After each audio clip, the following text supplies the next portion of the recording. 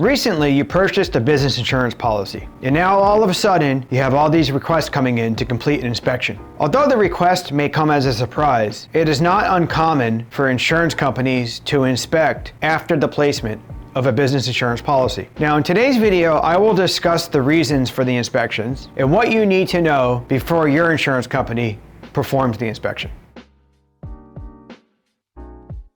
It's becoming more and more common for insurance companies to perform inspections on businesses after the placement of a policy. Now, understandably, policyholders may feel intimidated by the inspection. Clients feel that insurance companies are looking for reasons to charge more premiums or to penalize them. I can tell you right now that is not the case. And here is some information to keep in mind regarding inspections that will ease your mind. Number one, you may not recognize the name of the company contacting you to conduct the inspection. That's completely normal. Insurance companies often utilize third parties to perform the inspections. Some insurance companies perform their own internally, so when they call you, they're going to tell you the name of the company. Being that you just bought a policy through them, you're probably going to recognize the name of that company. But in lots of cases, they hire other companies, vendors, to perform the inspections. If you need clarification regarding the validity of the person or company requesting the review, contact your insurance agent, contact your representative, contact the company to confirm.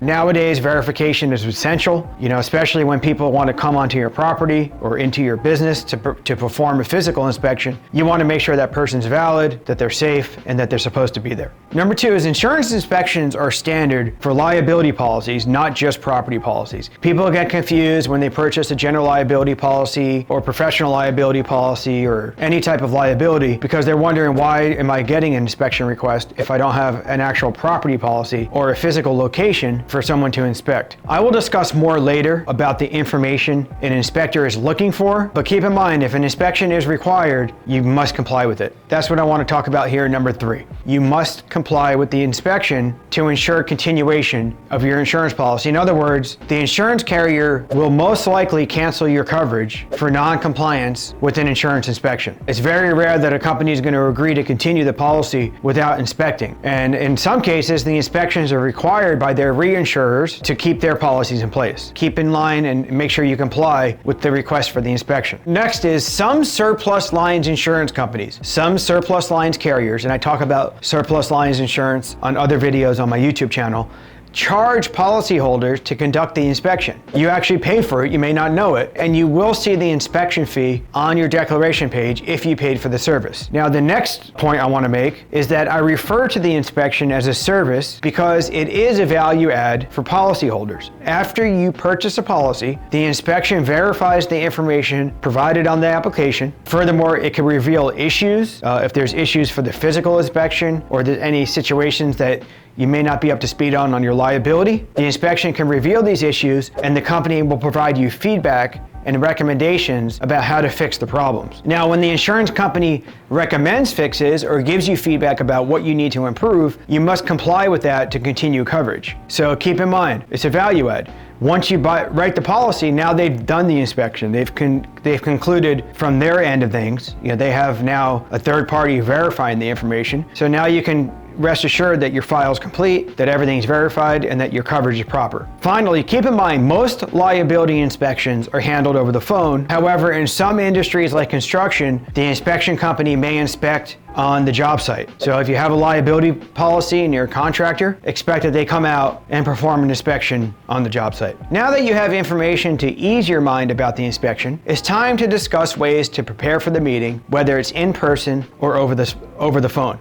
Let's discuss tips for physical and phone inspections to make the most sense. So I'm going to talk first about physical inspections and then talk about phone inspections. So physical inspection tips. There are several reasons why an insurance company will perform a physical inspection. If you purchased a property insurance, such as building coverage, business personal property, tenants, betterments, and improvements, the insurance company will inspect to verify the following. Number one, and a big one, is proper valuations. An insurance company wants to ensure that your limits are adequate. Neither the policyholder, the person carrying the insurance, or the insurance company who issued the insurance win when a policyholder carries limits that are insufficient, especially considering co-insurance clauses, which come on many property policies. Check my YouTube channel for an explanation on coinsurance and how coinsurance clauses can affect your property insurance. Okay, number 2, protective safeguards. Protective safeguards include fire protection systems, burglar and smoke alarms, upgrades to electrical and plumbing systems, and proper clearance for wildfire defense. Also consider industry-specific precautions, such as dust collection systems for manufacturing companies or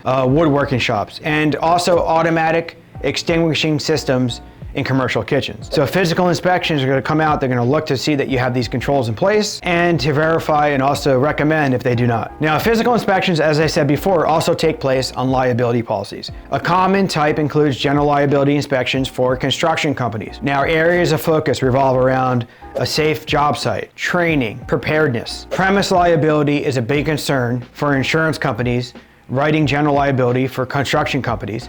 So they're going to come out, look for proper fencing, proper lighting, safety signage. And for larger projects or RAP policies, otherwise known as OSIPs, owner-controlled insurance policies, insurance inspectors will regularly check during each construction phase to eliminate construction defect issues. Make sure each phase is being handled properly, there's no defect issues, there's no faulty workmanship, to make sure that those issues don't present themselves later on down the road. Now let's talk a little bit about phone inspections. Now, phone inspections have the same type of reasoning as an insurance company attempts to verify proper safety measures, coverage limits, and protective safeguards. Now, most phone inspections deal with liability insurance, such as general liability. When it comes time for your phone inspection, we recommend you have your insurance application handy because the inspector is going to ask a lot of the same information that was supplied on that application. Here's some of the information they're going to ask for. Number 1, estimated gross sales for the policy period. 2, estimated gross payroll for the policy period. 3, they're going to ask how many full-time and part-time employees do you have? Okay, now also they're going to ask, do you hire subcontractors or independent contractors? And if so, does the policyholder secure formal agreements with indemnification language and hold harmless language to protect themselves and also the insurance company in the event that that subcontractor or independent contractor causes loss? Does the policyholder collect certificates? Do the certificates contain additional insured language? And is an endorsement completed and also collected and attached to the certificate? They're also going to ask, what are the operations of the business, just to verify that the proper operations are listed on the app, the proper classifications are defined. How many years in business and what is the history of the company? They're going to ask that during the inspection. And finally, has the business had any prior insurance claims, any losses, any pending or known lawsuits or legal issues? Or does the policyholder know of any losses that could be coming down the pipeline? If the information provided during the inspection does not match the data from the application, the insurance company will alert the agent or the policyholder or both. Now, the company will advise of the discrepancies, they'll tell you exactly what the differences are, and they'll ask for clarification. Now, at times, the differences uncovered at the inspection will increase the premium after the carrier adjusts the rating basis or the limits. But in a lot of cases, the insurance company gives the agent and the policyholder the opportunity to talk about the discrepancies, to review them, and if there was a mistake, to go back and change what was given at the inspection. So that's the inspection in a nutshell. That's what it's about, how you can prepare different ways that you could receive the inspection and what types of policies the insurance company wants to inspect. If you have issues with an insurance inspection, feel free to call us. We're at 858-384-1506. We're happy to review it, give you some advice, potentially take over the policy for you to help you get past it. Please like this video and subscribe to the channel. Hit the little notification bell so that you're made aware of any future videos that we release. Thanks again for watching, stay safe, and we hope to see you soon.